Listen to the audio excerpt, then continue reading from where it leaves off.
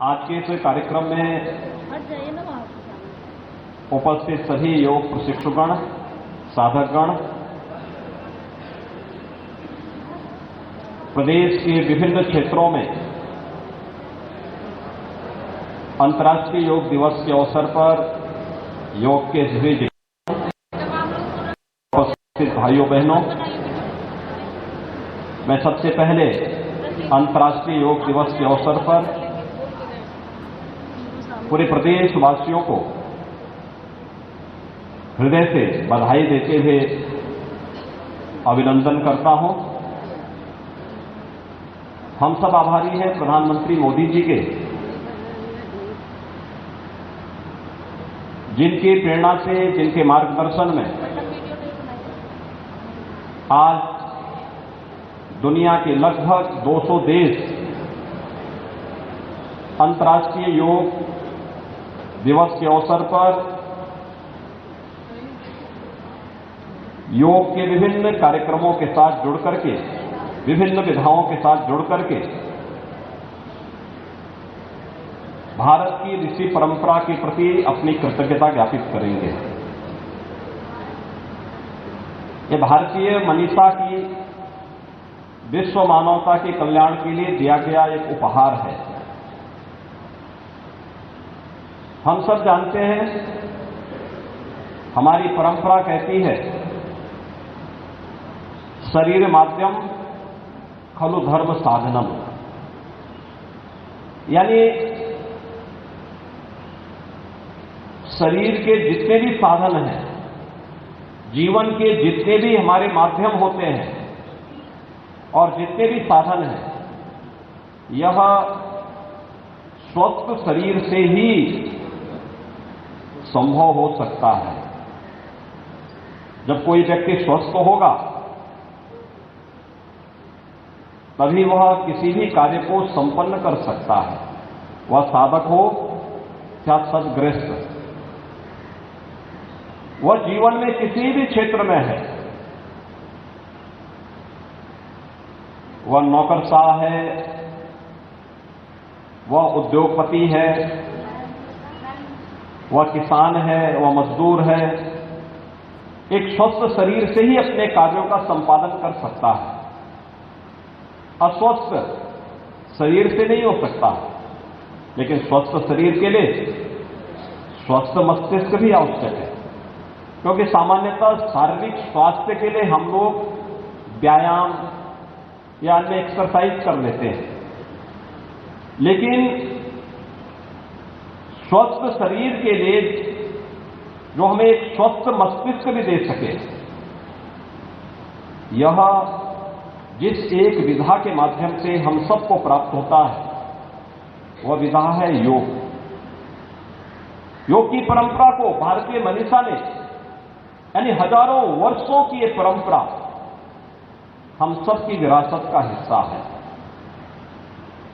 हम सबको योग की इस विरासत पर गौरव की अनुभूति होनी चाहिए कि आज हजारों वर्षों से जिसे हम अपने जीवन का हिस्सा मानते रहे हैं, वह आज वैश्विक मंच पर छाता हुआ पूरी दुनिया को अपनी ओर आकर्षित करता हुआ दिखाई दे रहा है। आज भी आप इस बात को महसूस करते होंगे कि दुनिया के अंदर पिछले 3-3.5 वर्षों से जिस एक महामारी की चपेट में पूरी दुनिया आई थी, उस कोरोना कालखंड में भी आपने देखा होगा, इस बात को महसूस किया होगा कि दुनिया के अंदर सर्वाधिक मांग अगर कुछ हो रही थी तो इस बात की हो रही थी कि भारत की आयुष की पद्धति ही हमें आरोग्यता, संपूर्ण आरोग्यता को प्रदान कर सकती है। यानी संपूर्ण आरोग्यता के इस लक्ष्य को प्राप्त करने की दिशा में भारत की ऋषि परंपरा के द्वारा, भारत के द्वारा मानवता के कल्याण के लिए जो मार्ग प्रशस्त किया गया, आज दुनिया उसकी ओर आकर्षित कर रही है। भारत वैसे विश्वगुरु नहीं हुआ, जो कुछ भी है वो व्यवहारिक है। पहले से प्रमाणिक है और योग भी उसी परंपरा का हिस्सा है। आयुष की मांग, जो लोग पहले चाय पीते थे, अन्य कोल्ड ड्रिंक्स लेते थे, कोरोना कालखंड में सब काढ़ा की ओर चले गए। ये भारत की आयुष की देन है। हल्दी अन्य जगह लोग उपयोग करते थे कि नहीं करते थे, लेकिन भारत की रसोई का एक प्रमुख हिस्सा रहा है और आज दुनिया के अंदर इसकी बढ़ती हुई मांग भारत के किसानों के लिए एक नए अवसर को भी प्रदान करता है। योग में प्राणायाम, यानी जब सेकेंड वेव के दौरान आप सबने देखा होगा सबसे ज्यादा लंग्स पर प्रभाव पड़ा था, लोगों को श्वास लेने में दिक्कत हो गई। कोरोना के जो हम लोगों ने देखे हैं कि शारीरिक और मानसिक रूप से खासतौर पर जो लोग ज्यादा श्रम करते रहे हैं, उनके लंग्स भी मजबूत थे, उन पर बहुत प्रभाव कोरोना जैसी महामारी के नहीं पड़ पाए, वे स्वस्थ हो गए। थोड़ी अगर पहले तो कोरोना आया ही नहीं उनके पास, लेकिन अगर आया भी तो कुछ ही दिनों के अंदर वे आरोग्यता को प्राप्त कर ली। उनके बीच में मृत्यु दर न्यूनतम थी, लेकिन जो लोग शारीरिक श्रम या श्वास जैसी प्रक्रिया के साथ नहीं जुड़ पाए, उन लोगों को दिक्कत हुई, बहुत कष्ट हुआ था। दुनिया के अंदर बहुत सारे ऐसे प्रकरण हम सबके सामने आए, देखने को मिले, जो चेतावनी देने वाले थे। और इसलिए प्राणायाम हमारे लंग्स को न केवल शारीरिक रूप से मजबूत करते हैं, बल्कि शारीरिक शुद्धि के भी माध्यम बनते हैं। योगासन न केवल हमें स्थिरता प्रदान करते हैं, बल्कि शारीरिक सुदृढ़ता भी प्रदान करते हैं। और इसीलिए योग की सुविधा को आज विश्व मानवता के कल्याण के लिए अगर किसी ने दिया तो भारत ने दिया। भारत की ऋषि परंपरा के प्रति कृतज्ञता ज्ञापित करने का भी यह एक अवसर हम सबके सामने है, दुनिया के सामने है। और यह अवसर भारत को प्राप्त हुआ भारत के यशस्वी प्रधानमंत्री आदरणीय श्री नरेंद्र मोदी जी के कारण, जिन्होंने संयुक्त राष्ट्र संघ में इस बात के लिए लोगों को नई प्रेरणा दी कि वास्तव में अगर विश्व कल्याण का मार्ग प्रशस्त करना है तो विश्व कल्याण का मार्ग वह केवल और केवल योग से हम इसको आगे बढ़ा सकते हैं। विश्व शांति का मार्ग कहीं से आगे बढ़ा सकते हैं तो योग उसका एक माध्यम बन सकता है। आज विभिन्न प्रकार की जो बीमारियां हैं, यानी यद्यपि योग का क्षेत्र बहुत विस्तृत है, हम केवल शारीरिक और मानसिक जब स्वस्थ रहेंगे तब योग के या तो व्यक्ति स्वयं भी अपने किसी कार्य को संपादित कर सकता है। योगी के लिए अध्यात्म के उस क्षेत्र में प्रवेश करने का मार्ग खोलता है, जो चेतना के विस्तृत आयाम को आगे बढ़ाता है। चेतना के बारे में आपने देखा होगा कि उसके बहुत छोटे से भाग का हम उपयोग कर पाते हैं, लेकिन इसका क्षेत्र बहुत विस्तृत है, बहुत विस्तृत है। उस चेतना के विस्तृत क्षेत्र में प्रवेश करने का एक माध्यम होता है, प्रवेश द्वार है योग।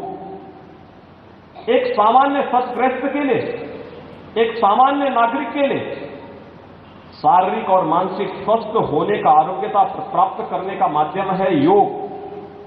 और योग की इस परंपरा के साथ आज दुनिया जुड़ती हुई दिखाई दे रही है। आज दुनिया में जो विभिन्न प्रकार की लोगों के सामने विभिन्न प्रकार की चुनौतियां हैं, कोई शारीरिक बीमारियों से परेशान है, कोई तमाम प्रकार के तनाव से परेशान है, कोई पेट जनित बीमारियों से परेशान है, कोई तमाम अन्य प्रकार की आदि और व्याधि दोनों से प्रभावित है। इन सब में संपूर्ण आरोग्यता को प्रदान करने की दिशा में योग की बहुत महती भूमिका है। और योग की इस महती भूमिका की दृष्टि से अंतर्राष्ट्रीय योग दिवस एक नई प्रेरणा है, एक नया प्रकाश है देश के सामने, दुनिया के सामने। योग की इस परंपरा में सामान्यतः हम अष्टांग योग को महत्व देते हैं।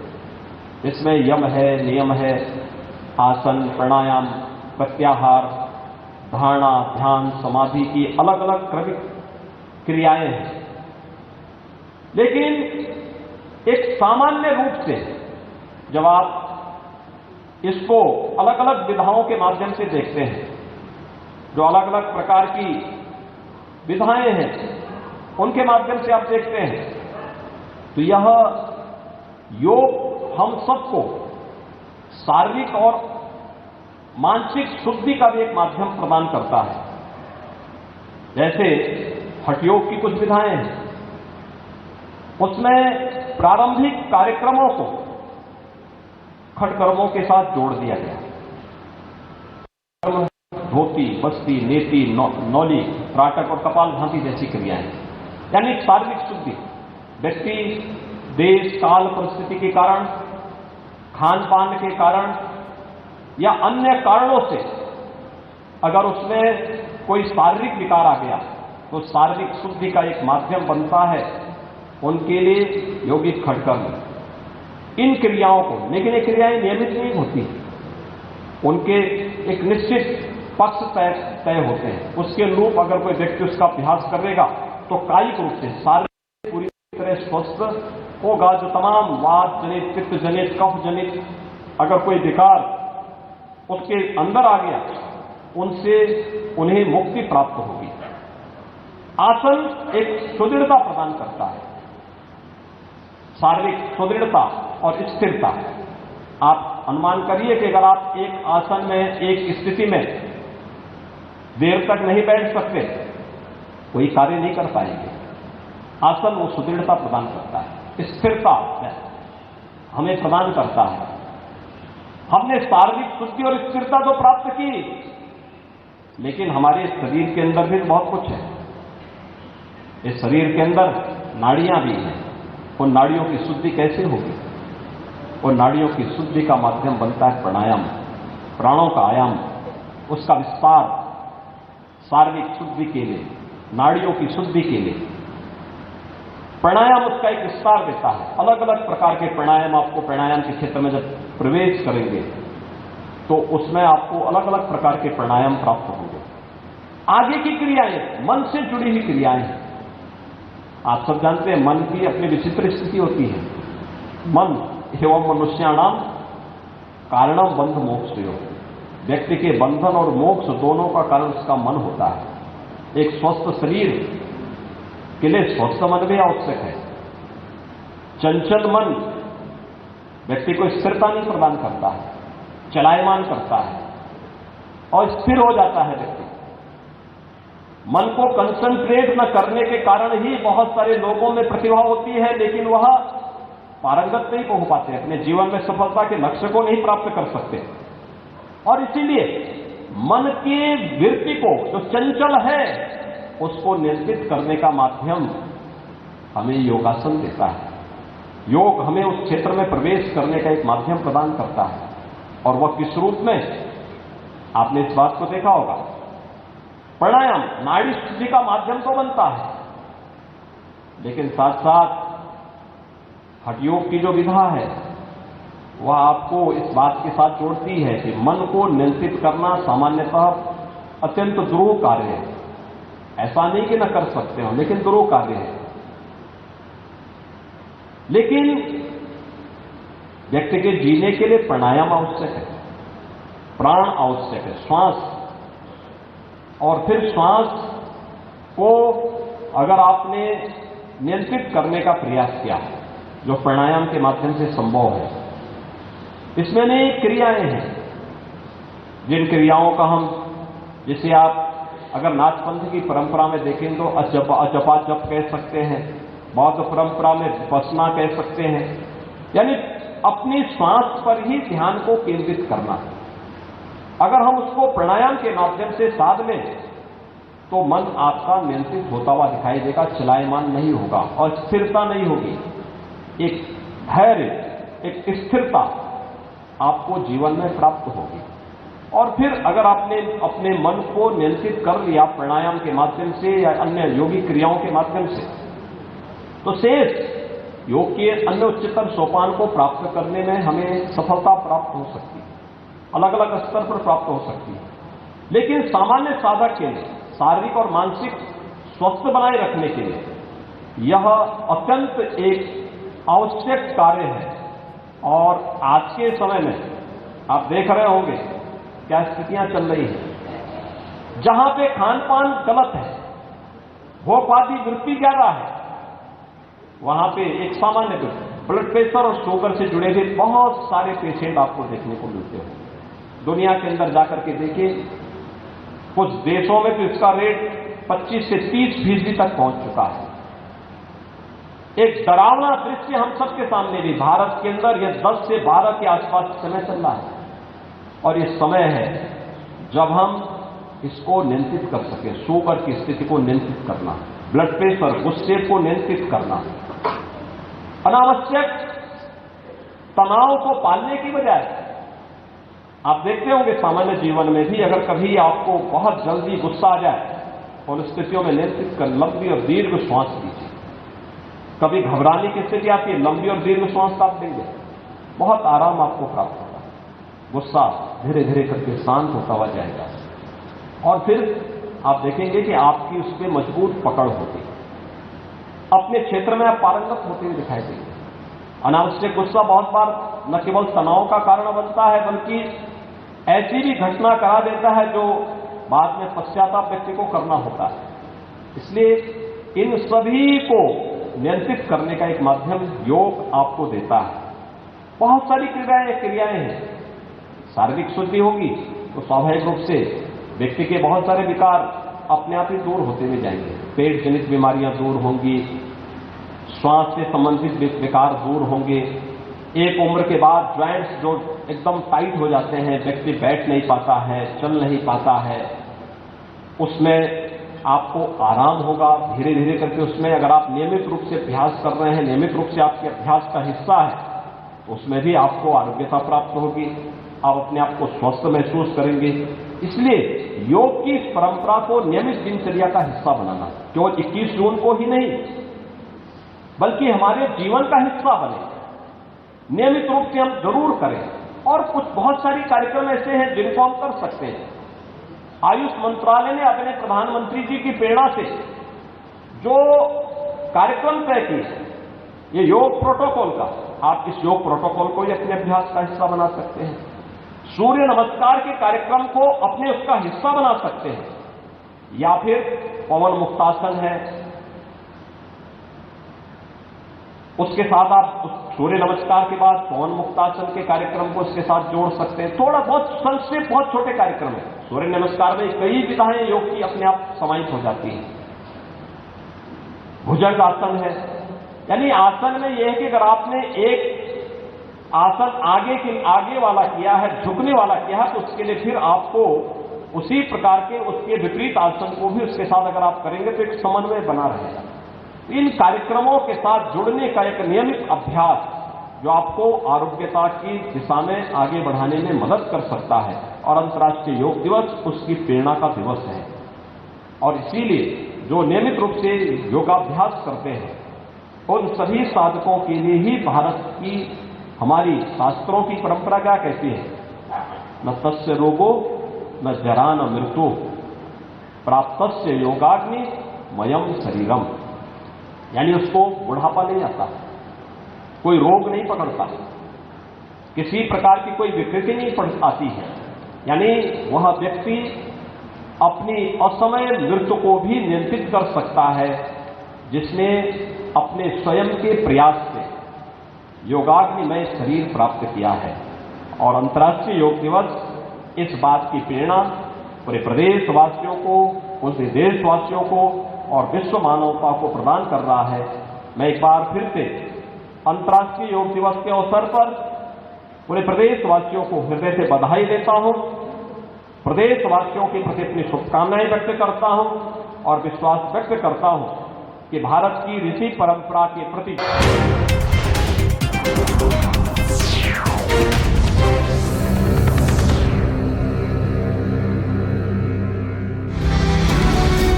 हिंदू के लिए ना मुसलमान के लिए, जीना है तो जिए हिंदुस्तान के लिए, आपसी मतभेद हमें जीने नहीं देंगे। देश न रहा तो हम कैसे रहेंगे, एक है लहू का रंग पहचान के लिए। जीना है तो जिए हिंदुस्तान के लिए, जीना है तो जिए हिंदुस्तान के लिए। बोले भारत माता की।